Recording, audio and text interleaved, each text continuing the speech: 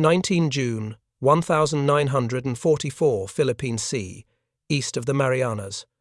Radar scopes on the flag bridge of Fifth Fleet flicker plots, bloom outward. Admiral Raymond Spruance holds the line. Vice Admiral Marc Mitscher's Task Force 58 turns into the wind. Across the horizon, Vice Admiral Jisaburō Ozawa's first mobile fleet launches its faith into the sky. Zeros, Judies, Jills, lifting off from Taihō, Shōkaku, Zuikaku, and the light decks to T. Catapults crack. F-6F Hellcats arc up in layered combat air patrols, throttles, steady radios clipped and short. The first raid breaks sunlight over the cap ring and meets procedure. Controllers vector by bearing and angels. Sections roll, dive, fire, and climb back into station without celebration. A Zero turns hard black smoke, threads its canopy, the ocean takes it without a sound. 8 minutes become a ledger entry. Lieutenant Junior Grade Alexander Vraciu of VF-16 off USS Lexington cuts 6 attackers from the formation guns, chattering tracers, sowing brief orange across blue. His heartbeat stays with the checklist, tally break, clear reform. The sky closes over the wreckage. Below, a different quiet is moving. Submarine USS Albacore finds Taihō's wake and sends a torpedo up the throat of the newest carrier in Ozawa's line. Hours later, gasoline fumes find a spark. Steel that had looked invincible folds, the flag slips to the sea. On another bearing submarine, USS Cavalla threads through escorts, fires, and Shōkaku shudders, lists, disappears beneath white water and oil. Afternoon, heat presses on deck planking. Mitscher's fighters keep their stacks, directors keep the bearings, gunners keep their arcs. Ozawa's pilots come on, as trained, as told, as expected. The radios stay dry. The sea stays indifferent. They had flown out confident. The intercepts read them like a manual. June 1944 inches, the Philippine Sea. The map looks simple enough. The Marianas sit like stepping stones to the home islands, and whoever owns them decides what crosses the ocean. On 15 June, Marines go ashore on Saipan. 5 days later, the carrier fleets feel for each other beyond the horizon. The stakes are not abstract. Airfields on Saipan and Tinian will take B 29 seconds. From there, the home islands move from idea to reachable distance. Admiral Raymond Spruance guards that bridgehead with Fifth Fleet. Vice Admiral Marc Mitscher holds the striking arm, Task Force 58 tuned to launch by routine rather than impulse. Across the water, Vice Admiral Jisaburō Ozawa sails the first mobile fleet under a plan meant to restore an old promise, the decisive blow that doctrine insisted would come if the enemy dared push too far. Japan enters with confidence built on a memory. In 1941 and 1942, their carrier air groups cut opponents apart with reach aggression and pilots honed by years of combat in China and the South. That habit lingers in briefings and ready rooms. The AGO operation assumes long-range strikes, guided by scouts, massed raids cycling from decks and island fields, and a single afternoon where weight and surprise push the Americans back from the Marianas. The aircraft wear familiar names: A-6M fighters, D-4Y dive bombers, B-6N torpedo planes, and the plan leans on them, travelling far under drop tanks, hitting hard and finding their way home to decks still intact. What has changed is not the will but the environment. U.S. Search is systematic. Radar picks up raids before they see. Wakes combat information centers, translate bearings into vectors, fighter direction. Officers call headings and altitudes in clipped phrases. Every pilot understands. The Hellcat that rises from an Essex deck is not built to out-twirl a Zero at low speed. It is built to climb hard into the intercept, to dive without shedding wings, to take hits, and still bring its pilot back to the pattern.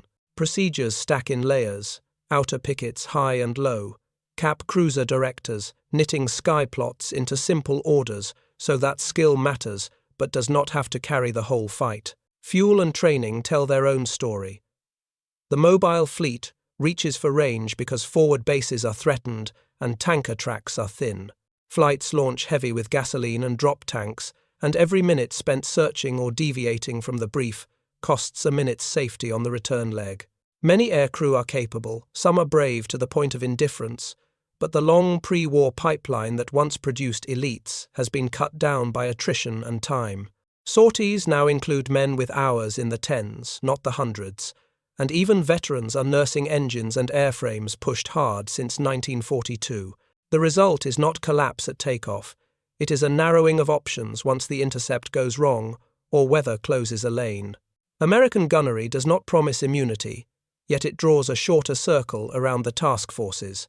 5-inch directors proximity-fused bursts, thick curtains of 40mm and 20mm fire turn the final mile into a hazard most attackers will have to cross alone. But the real sorting happens earlier. If the raids are found at distance, the first contact is not shell splashes, it's a pair or a division of Hellcats arriving with advantage. The radios stay spare, the checklists stay the same: climb, tally, fire, break, reform. When a section is Winchester, it drops to the next ring and someone else takes the high perch. Nothing feels cinematic on deck. It feels like wind over steel and the launch officer's hand signaling another 4 off the bow. Ozawa's confidence is not theatre. He counts on land-based support from Guam and Rota on decoys and scout lines to pull the Americans off balance on the reach that once set the tempo in the Coral Sea and off Santa Cruz. He also counts on the opponent to commit to a chase that opens the beachhead to counterattack. Spruance declines that invitation. Mitscher's carriers remain within cover of the invasion area, forcing Ozawa to deliver across longer water, while American radar and CAP shorten every Japanese timeline. The nickname that will mark the day does not come from cruelty.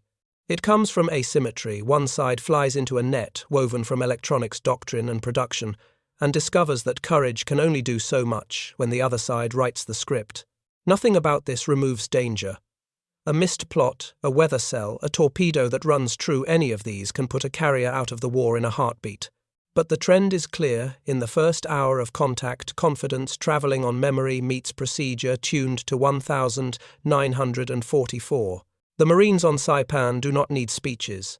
They need the sky kept empty over the transports and the fuel dumps. That is the bargain unfolding over the Philippine Sea. One force tries to manufacture a decisive moment. The other drains momentum with 1,000 unremarkable acts that add up to control. The airplane that climbs off an Essex deck in June 1944 carries its own margin of error. A Hellcat can take hits, keep oil inside the engine, and still haul its pilot back to the groove. 6 heavy guns sit where a pilot's hands can turn a merge into arithmetic. Short bursts, a walk of tracers across a wing route, then a roll and a climb back to station. The cockpit is not delicate. Frames are thick, the seat is armoured. The tank behind the pilot will swell and scab instead of blowing raw flame. None of that looks heroic.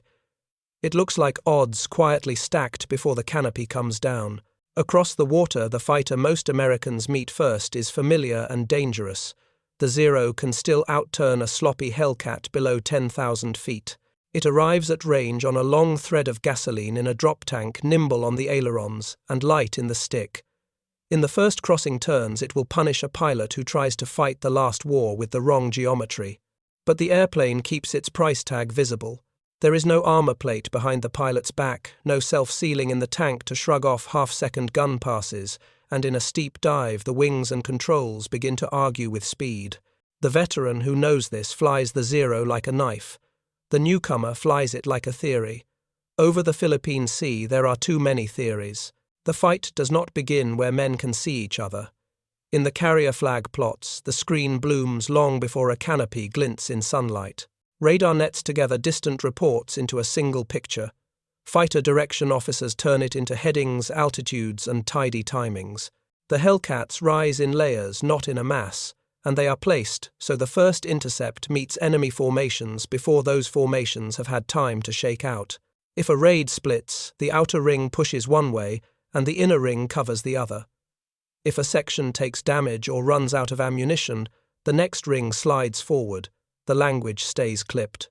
The airplane's strengths become verbs: climb to meet, dive to exit, roll to reset. Japanese bombers arrive fast and thin-skinned. The Judy dives clean and the Jill carries a long sting, but both must get close to be relevant. From 20 miles out, the air feels empty. From 10 miles, the first American pairs appear on the beam.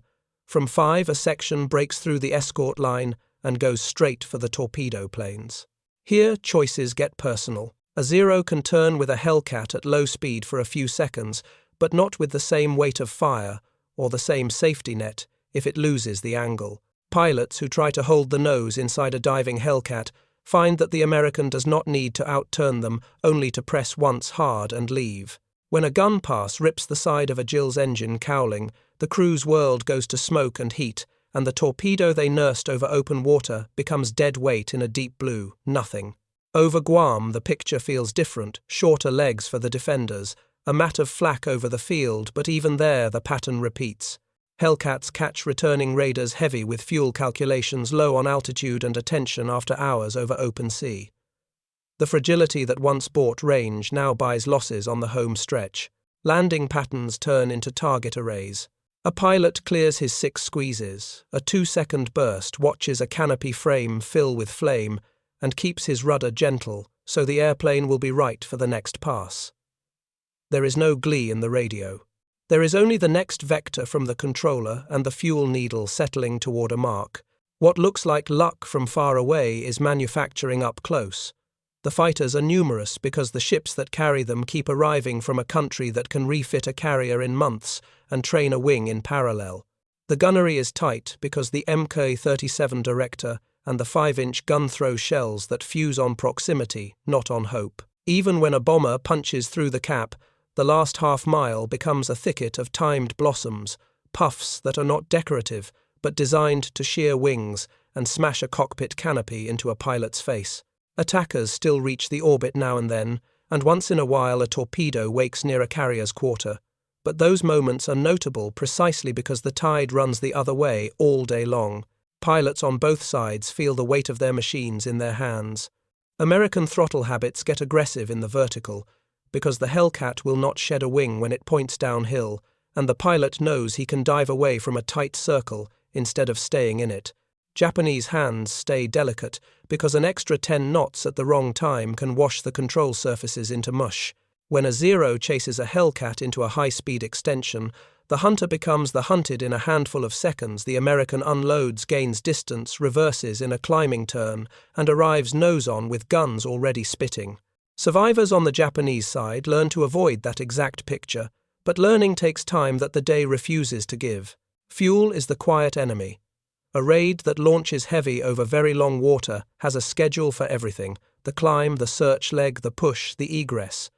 Every detour costs minutes they do not have. When fighter direction drags a formation wide of its planned lane, when a dogfight forces a pilot to yank and burn, the return leg turns into a math problem with no extra digits. Over and over, pilots make the only rational move left: throttle back, find height, find home. Many do not. The ocean is enormous and indifferent, and a 30-second spray of .50 caliber into a wing root can turn an airplane into a flare that never touches a deck again. This is what superiority looks like when it refuses to be loud. It is modest engineering choices that forgive mistakes. It is radios that say enough and stop. It is a cockpit layout that lets a pilot check fuel, ammunition and airspeed without hunting. It is an airplane that brings a man back with holes in it and lets him climb stairs to the ready room instead of a canvas-covered stretcher to the hangar bay. On the other side, it is men flying hard in machines that still answer beautifully at low speed, still sting in the first turn, but demand perfection from launch to trap. Perfection is rare on a day when the sky itself wants to shake. The nickname that settles on the battle is ugly and simple, but the mechanics behind it are neither. The intercepts happen far, the merges are brief, and the climbouts are orderly. Courage does not vanish. It just stops being convertible into results at scale.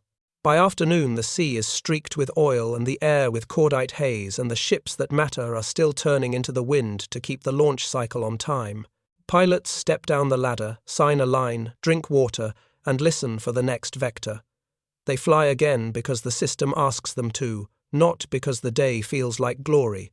And when the sun leans low and the deck crews chalk tie-downs on planks gone hot, the truth is as dry as the checklists that made it so.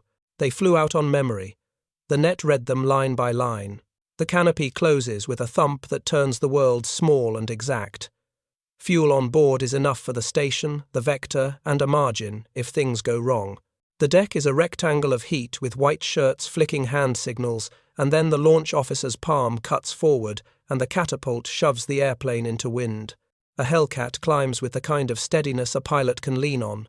No twitching, no surprises, just a bar of horizon and a needle showing rate that sits where it should. The radio stays dry, a controller's voice naming a bearing and an altitude, the call sign of the section, the single word that matters most, Buster. The first minutes are quiet except for the engine and the breath in the mask. Up and out. The sky is a volume with a grid scribbled over it by people a pilot may never meet. Below, a handful of ships draw white lines on blue. Far ahead, nothing yet. The wingman checks in short and clean. The numbers matter more than opinions. Angels, 18 turn right, 5 degrees. Bogies, 70 miles. Speed, 300. The section holds a slight line abreast to make spotting easier. Arms settle. Hands stop, over-controlling. The day decides to begin. A long way off, men in different cockpits have done their own math. A 0 feels light with a full drop tank, the stick easy between finger and thumb. The leader's hand gives a small, practiced waggle, the kind that says stay tight and do not chase ghosts. Fuel is a weight and a clock. The tank must be there for the distance, but it will also be a fuse if a tracer finds it before separation. The engine note sits high. The airplane carries speed well in level flight. Somewhere ahead there will be contrails that do not belong to friends. Somewhere behind there is a carrier deck whose planks are already turning hot. The brief was clear: keep the formation intact, trust the doctrine hit, and leave. The Hellcats catch the first shapes as thin oblique slashes against the sun, and the entire picture changes size. The controller's last vector arrives, clipped and perfect. The leader confirms and drops a touch of wing to put the sun in the right place. The merge does not feel like a duel. It feels like running a drill correctly. A pass on the escort line is there for the taking, but the section goes where the weight is dive bombers and torpedo planes that will matter if they cross the last 10 miles. A Hellcat tips the nose, settles, and 6 guns make a short sentence across a Judy's wing route. The airplane flips through smoke and becomes an object rather than a threat. No celebration. Throttle up, unload, climb back to station scan. Somewhere else in the same sky, a pilot pulls too long to hold the nose inside a diving American. The 0 will do that well in the first second, and then punish him in the third. The controls go soft in the dive. The angle vanishes. He brakes to keep his speed, sees a different pair sliding down from above to reach for the torpedo planes, and chooses the rule that kept him alive before: turn hard, get behind something, make it a turning fight. He finds no one slow enough to play. The Americans hit once and leave always, climbing, always resetting. He wonders where the flak is. He wonders how far it is to the point where the escorts can fall back without shame. On a different frequency, a fighter direction officer speaks in numbers. He does not raise his voice. He trusts the displays and the way the plots calm into purposeful motion when a pilot hears exactly what he needs and nothing else. When one raid divides, he pushes an inner ring to the branch that threatens a carrier track and lets the outer ring force the other to spend fuel. He hears a quick report of 6 down in 8 minutes and files it as a note, not a triumph. The board is never clear. The board is a tide. The cockpit of a Hellcat becomes a checklist written in breath and minutes. The gun switch is still up. The fuel sits where it should. The wingman is there at 4 o'clock, just far enough to avoid making both of them the same target. The phrase repeat vector arrives, and the body obeys before the mind finishes approving. The section rolls, dives, closes, and the pilot squeezes no more than 2 seconds again. A Jill shivers as something heavy inside it dislodges. A man in that other airplane watches his world turn bright, and wrong keeps hands on the yoke because there is nothing else to do, and decides in a flash that the best hope left is a ditching that leaves him alive for the waves. The deck crew hears the battle in the way, launches bunch up. More fighters, fewer bombers for now. The air smells like hot oil and avgas.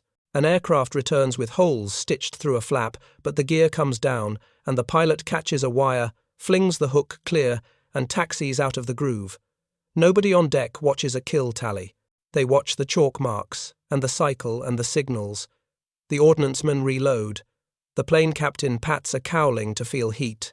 The catapult crew resets their rhythm, because rhythm is how engines live. A patrol on the way home toward Guam flies lower than it wants to fly. The gauges tell the story, and the men inside listen. The field at Orote is close if the wind favors them. The leader speaks just enough to keep the line honest. He glances at the drop tank switch out of old habit and leaves it alone. The thing has done its job and must go, but not yet. Not while the fuel number looks like a dare. The pattern ahead is supposed to be safety. It is also an invitation. A different set of fighters, lighter, higher, with more fuel and fewer questions, slews in from the side and turns that pattern into a place where speed without lookout becomes a trap. The first burst is curt and brutal. Airplanes become obstacles. Ground crews run for slit trenches. The radio on the American side does not pick up cheering. It records bearing changes and warnings not to chase too low into the flak. Names travel quickly when they involve something remarkable. A young lieutenant junior grade off Lexington writes 6 in pencil on a small card because the brain refuses to hold the entire 8 minutes. He is not alone in the air and does not pretend to be. He followed a prescription. Short bursts. Walk the fire. Do not linger. Extend. Reform. He could hear the wingman the entire time, and the wingman never sounded excited. That is what the airplane and the system ask for, inputs that are within limits, human voices that do not add noise. Far to the west, a submarine captain hears the dull thud of a detonation through hull and bone and catalogues it by habit, range, direction, probability. He does not know he has started a chain that will end in a carrier's death, only that something ran true. Later, a different submarine will do the same to another ship, and somewhere in the sky the sudden absence of 2 decks worth of fighters and mechanics will be felt as a thinning. Pilots will not dwell on it. They will note fewer contrails from one quarter and then answer the next vector. A Japanese pilot who lives through the first merge learns faster than the men who did not. He keeps the fight flat, if he must fight at all. He looks for one American to pull down into a turn and finds none willing. He tries to shepherd a bomber through the last miles, and charts the American habit of firing once and disappearing rather than staying for a knife fight. He makes the calculation every few minutes: attack, continue, or preserve fuel. He smells something sweet and wrong in the cockpit, and finds a hole in the line that feeds his tiny world of gauges and glass. The decision to go home is not cowardice. It is what remains. A Hellcat eases back to the station after another pass, and the pilot finally notices his own hands trembling inside the gloves. He clamps them down on the throttle and stick until the tremble leaves. He asks himself whether he saw the ocean or the enemy more often in the last 10 minutes. He asks nothing on the radio. He keeps his altitude, because altitude turns into choices, and choices get airplanes and men back to decks that keep moving. By late afternoon, the light has a bronze edge. The wind over the bow is the same wind as morning, as if the battle were only a quirk in the weather. A fighter lands, rolls past the island, and brakes hard enough to make the shoulder harness bite. The pilot smells his own sweat inside the rubber and canvas, and thinks of water. He walks down the ladder after shutdown signs, a line he barely reads, and looks at a map where someone has drawn arrows over ocean the size of countries. The thought that follows is simple: go again, when told in the same way with the same economy of words. A Zero limps toward the west with the sun under its wing, the pilot listening too hard for sounds a machine should not make. The island is a shadow, then a shape, then a runway broken by the silhouettes of men moving. He holds the flare longer than he should because the engine coughs when he pulls power, and he is afraid of what comes if the cough turns to silence. The wheels touch. The airplane survives the roll. He climbs out into heat and dust, and a line of eyes that do not ask questions because everyone already knows the answers. He smells fuel on his sleeves and thinks about the distance to the carrier he left. It is not there to return to. He will fly again anyway because the schedule says so and because the sea does not care about anyone's plans. By night, the ocean takes back its calm. Radios hiss in low volume. Deck crews coil hoses. Somewhere in the dark, men who outlived their airplanes wait on rafts for a ship to find them. Somewhere else, men who outlived their luck watch a sky with no stars because oil has spread a skin between them and the truth. The day's lesson is not shouted. It is written in procedure, in fuel math, in the way a strong airplane forgives a human mistake, while a fragile one charges interest on every error. The next launch will look the same. The men will try to make their hands steady again. The grid in the sky will be there before dawn, waiting to be flown. The way the American carriers fight in June 1944 begins with a room without windows. In the Combat Information Center's radar paints arcs, long before any pilot can see metal and sunlight, and a fighter direction officer turns those arcs into headings, altitudes, and times. Nothing theatrical lives in that process. It is a grammar detect, vector intercept reset. The outcome people later nickname does not come from a mood. It comes from a system that makes the first contact happen where American strengths are already in place. Vice Admiral Marc Mitscher's carriers keep layered combat air patrols aloft as a matter of schedule, not emergency. One ring rides high to own altitude, another sits lower and farther out to catch anything that slips a report or threads a cloud line, and a third stands ready to slide into whichever gap a bad minute opens. Controllers do not explain, they assign. Pilots climb to where they are told check fuel and ammunition and wait for the words that matter bearing Angel's Buster. When the plot shows a raid begin to split, the outer ring presses the branch with the better approach geometry, while an inner section holds the line the bombers still need to cross. The purpose is always the same. Meet the enemy before he can shape, force him to spend energy and coherence early, and hand a smaller, more ragged problem to the last mile of anti-aircraft fire. The last mile is not a bluff. 5-inch batteries work under directors that put shells where an airplane must pass, and proximity fuses turn near misses into guaranteed pressure waves that break control surfaces and cockpit glass. Curtains of 40mm and 20mm fire do not promise immunity, but they make the final run cost more than most crews can afford. Yet the system prefers not to rely on that wall. It would rather the interceptors convert raids into fragments at 20 miles and beyond, where speed, altitude, and radios give the advantage to the side that planned the day around those exact variables. All of this rests on unglamorous choices. The Hellcat is not there to win contests of elegance. It is there to tolerate mistakes and weaponize altitude.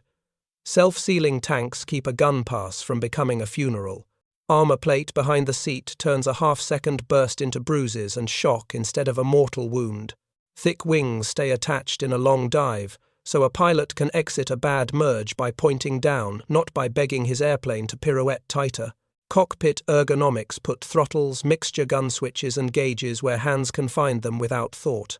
The machine forgives human imprecision, and that forgiveness turns into more fighting minutes in the air and more airplanes that return to fly again in the afternoon cycle. Deck discipline makes those minutes compound. Flight decks on the Essex class are laid out for fast turnarounds, clear taxi lines, ordnance crews staged in predictable cells, fuel hoses where they will not tangle with chocks and chains. Hot refueling and rearming are not stunts.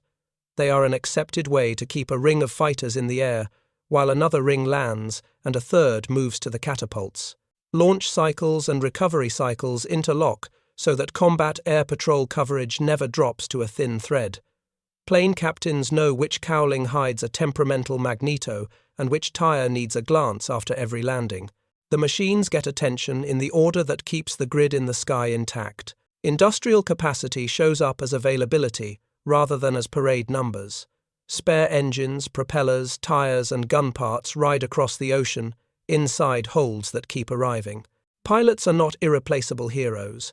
They are trained to a common standard, and the standard assumes radios will be used sparingly, bursts will be short, and formations will favor mutual support over private glory. Attrition still hurts, but the pipeline behind Task Force 58 replaces holes as a matter of weeks, not seasons. That continuity of supply and training means procedures written ashore can actually be executed afloat day after day, which is rarer than it sounds in a long war. On the other side of the horizon, the first mobile fleet sails under a different set of beliefs. Vice Admiral Jisaburō Ozawa's AGO plan, a child of the decisive battle doctrine, assumes long-range strikes that draw the enemy into a set piece, where massed carrier air groups and land-based support from Guam and Rota can break the American rhythm. The aircraft still carry the ghosts of earlier triumphs, fighters that turn hard and punish mistakes in the first seconds, dive bombers that fall clean, torpedo planes that threaten any ship that allows a steady approach. The plan binds those qualities with range. Crews launch with drop tanks, cross very long water, and count fuel in thin margins to make the strike and return.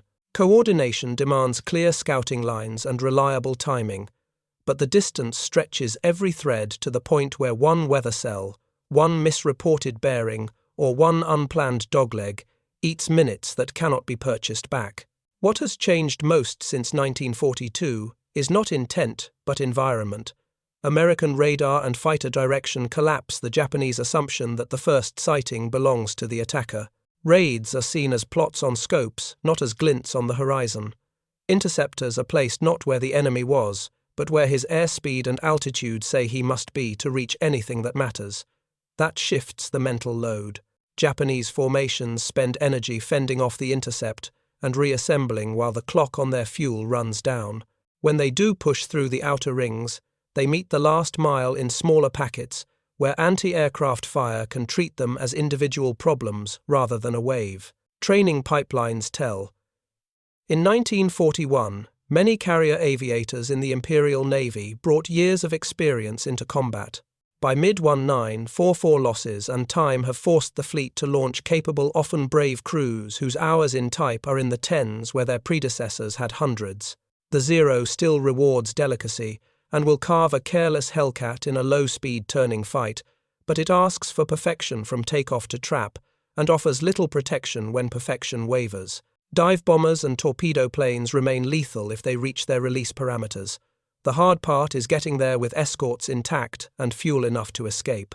Every deviation introduced by American vectors, every dive taken to avoid a high-side pass, becomes a tax that the long return leg may not let them pay. Logistics press from the start horn. Tanker tracks are thin. Forward bases are threatened by marine landings. Spare parts and maintenance crews cannot be conjured aboard decks, already juggling launch and recovery in compressed windows. A carrier that takes a single bomb near its forward elevator or a torpedo along the machinery line is not just one hull less. It is dozens of mechanics directors and plane captains missed in the afternoon cycle. When submarine USS Albacore puts a torpedo into Taihō and fumes ignite into catastrophe, the effect cascades past the explosion. Command functions have to migrate air group maintenance disperses, and the confidence that the newest, most robust ship in the line will anchor the day vanishes. When submarine USS Cavalla sends Shōkaku under the loss is not only of airframes, it is of a practiced deck team that turns sorties into sustained pressure. In a battle where schedule is a weapon, those blows remove hours the mobile fleet cannot replace. Decision-making ashore and afloat shapes how far each commander is willing to trade position for promise. Admiral Raymond Spruance refuses to chase deep with Fifth Fleet while Marines are exposed on Saipan. That caution has an operational cost opportunities to cut deeper into Ozawa's formation, to go unclaimed, but it keeps the covering umbrella where the invasion needs it. Mitscher, inside that constraint, treats interception and defense of the beachhead as the day's job, and reserves his risk for a single calculated throw, the long-range evening strike on 20 June that accepts a difficult night recovery, to exploit temporary contact. Even that choice is framed by procedure. Deck crews, rig lights, destroyers line up to help talk pilots home, and the staff bends the system rather than abandoning it. For Ozawa, doctrine and necessity pull in different directions. Land-based air from Guam should thicken the attack and complicate the American picture. In practice, the same CAP and radar that protect the fleet also hunt returning raiders near Orote Field when fuel and attention are low. Scout lines should find and fix the enemy for a decisive launch. In practice, deceptive tracks, and the American refusal to abandon the Marianas bridgehead force, strikes to fly farther and guess more often. The intended concentration becomes a series of staged arrivals that are easier to read and break. The longer the day goes, the lower the availability of aircraft and crews that can be readied and spotted. The Japanese system piles stress where the American system sheds it. At deck level, the contrasts resolve into minutes. An American fighter lands with holes and flies again before the sun has shifted a hand's width because the spares, tools, and people are there and trained to the same sequences on every ship in the class. A Japanese bomber lands hot at Guam with systems fouled by salt and heat and waits in a queue that will not move fast enough to matter before the next alert. An American controller keeps voice traffic clean because he is judged by clarity and results, not color. A Japanese strike leader works his formation through a plan optimized for the first hour of contact, then watches it erode under fuel distance and interruptions that cannot be repaired on the wing. None of this makes the fight safe.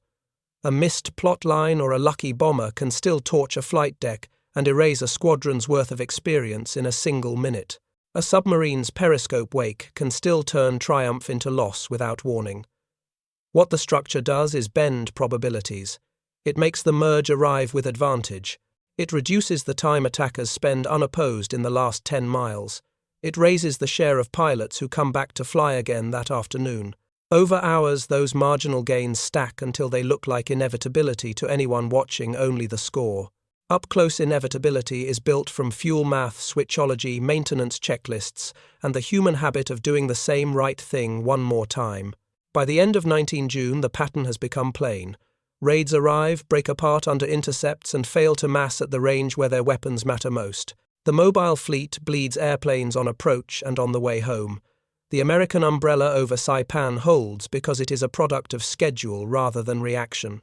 When the sun drops on the 20th and Mitscher throws his long punch, it lands on a force already drained of the crews and decks that give plans teeth. The label that sticks to the battle later has an edge that makes professionals wince, but the reality behind it is bone dry. A doctrine tuned to 1,944, met a doctrine tuned to 1,942 over very long water. The American system does not hunt glory. It grinds the enemy's schedule to pieces, minute by minute. Morning on 19 June begins with vectors that look harmless on a grease pencil board and turn into broken raids an hour later. The first contacts never see ships, only Hellcats arriving with height and timing. Pilots on the American side do what the voice says and what their hands have rehearsed: climb to the angels, slide sunward, press once and leave. The Japanese plan needs the first minutes to belong to them. Instead, the first minutes belong to radar and fighter direction, and every forced turn, every bleed of speed eats minutes from the fuel that must also pay for a search, a push, and a return over very long water. Confidence does not vanish in a single pass. It frays at the edges. A leader in a zero keeps his formation tight and watches escorts peel to fend off Americans that never stay long enough to be cornered. Dive bombers try to hold to a dive profile and find themselves committing late too high or too scattered to stress the final mile. Torpedo crews stare down long sightlines protecting their run with habit, and then the habit is broken by a pair of fighters that appear from above fire for seconds and are gone. The doctrine that promised mass at the right place at the right time produces arrivals that are out of step, and the clock is merciless. The air is full of small choices that once added up to momentum. Today, they add up to drift. The collapse becomes clear not because of one duel, but because of what happens off-stage. Submarine USS Albacore puts a torpedo into Taihō before noon. The explosion does not sink her at once. Fumes do that later when a cascade of small misjudgments creates a blast that folds steel and erases a deck team's worth of craft in an instant. Command functions jump ships. Maintenance routines that depend on a particular hangar crew and a particular elevator vanish. On a different bearing submarine, USS Cavalla finds Shōkaku fires and watches a veteran deck and her air group disappear into white water and oil. 2 carriers gone means more than hangar space lost. It means 2 practiced engines for creating sorties are removed from the day. By early afternoon, the strain shows inside cockpits heading west for Guam. The gauges speak plainly. A pilot counts minutes to the flare and knows he has nothing for a detour or a mistake. The pattern at Orote should be redemption, a runway fuel orders another try tomorrow. Instead, it turns into a killing box when American fighters cut across the approach and treat returning aircraft like targets on rails. It is not cruelty. It is a byproduct of range fatigue and a system that always has one more section with altitude to spend. Flames rise on the edge of the field. Ground crews scatter between revetments. Radios on the American side stay dry. Bearing angels buster. No chase into flak. Reset. On the American decks, the day feels relentless but not frantic. Availability holds because the logistics keep up. A fighter lands with holes through fabric and skin and still taxis under its own power. The armor behind the seat changed the pilot's problem from survival to paperwork. Ordnance crews reload, fuel crews plug in, plane captains sign off on fixes that were expected because they always are, and the catapult officer throws another pair into the wind. Vice Admiral Marc Mitscher does not demand miracles. He demands the cycle, and the cycle is what keeps the umbrella over Saipan, while Marines push inland and supply ships stand easy under a sky that refuses to be dramatic. Across the horizon, Vice Admiral Jisaburō Ozawa tries to turn doctrine into recovery. Without Taihō and Shōkaku, the concentration he needed becomes theory. Scouting lines that were supposed to anchor timing in practice deliver uncertainties, and uncertainty expands fuel math that was already tight. The air groups that return arrive thinner and later. The next launch carries fewer crews with fewer hours. The shape of the day bends toward caution, born of necessity, and caution does not create mass where mass is what the plan needs. Nightfall on the 19th gives no comfort except the end of flying, and the 20th begins with the same arithmetic and fewer tools to solve it. Fifth Fleet refuses to be drawn off the invasion. Mitscher lets the grid hold and saves his risk for evening a long throw at range that will bring pilots home in darkness. The choice is not romantic. It is a calculation that the enemy has less left to give, and that a strike now can remove more decks, more aircraft, more maintenance crews from the board for good. Destroyers line up to shepherd the night recovery. Carriers rig lights. The system bends without breaking. The strike goes. Men fly home counting minutes, and deck edge glow, and enough of them make it to prove that the system can be stretched when the payoff is there. At human scale, the inflection is a change in what men expect to work. A Japanese pilot who survived the 19th now looks at the first merge with a different set of instincts. He still trusts the airplane in a flat turn at low speed. He no longer trusts the fight to stay inside the first circle for long. He guards fuel like a treasure because there will be another intercept, and no one will be there to help if he is slow finding the lane home. A deck officer, once fluent in the language of spotting and cycle timing, discovers that without a stable elevator and the handful of chiefs who keep everything moving, that language has no verbs.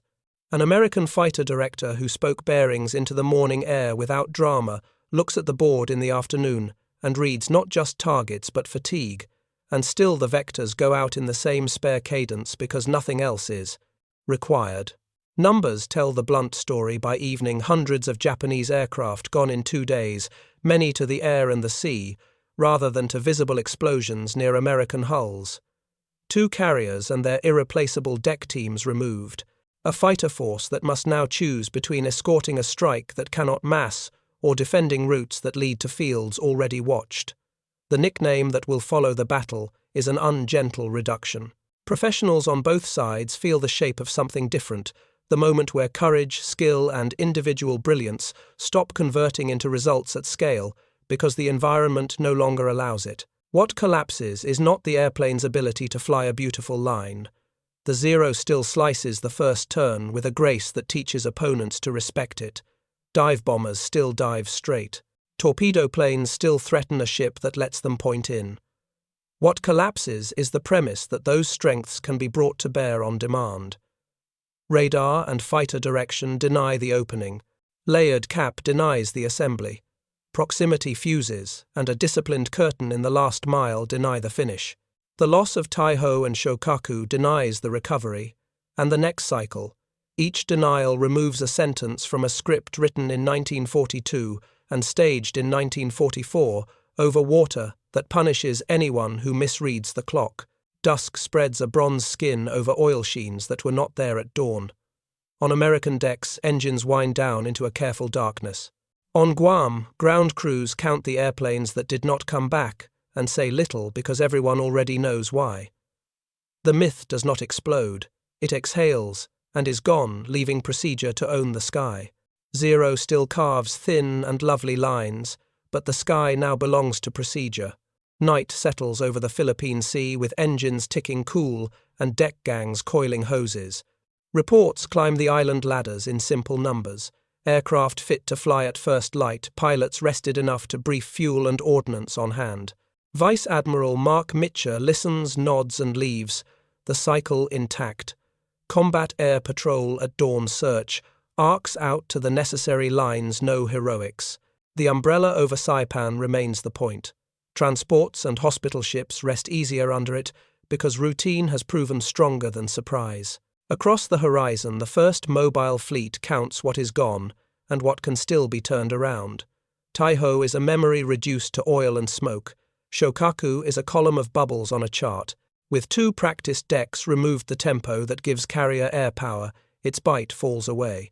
Vice Admiral Jisaburō Ozawa must concentrate what remains farther from the beaches, then farther still because the surviving flight decks cannot rebuild a day's worth of air groups by will. Crews that came back land on Guam into lines of ground staff who have more damage than parts and more questions than orders.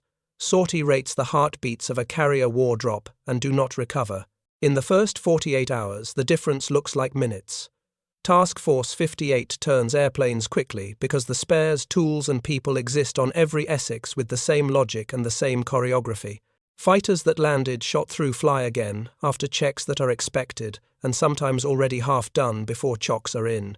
The Japanese system asked to operate at the edge of its range, and depth produces more silence than launches.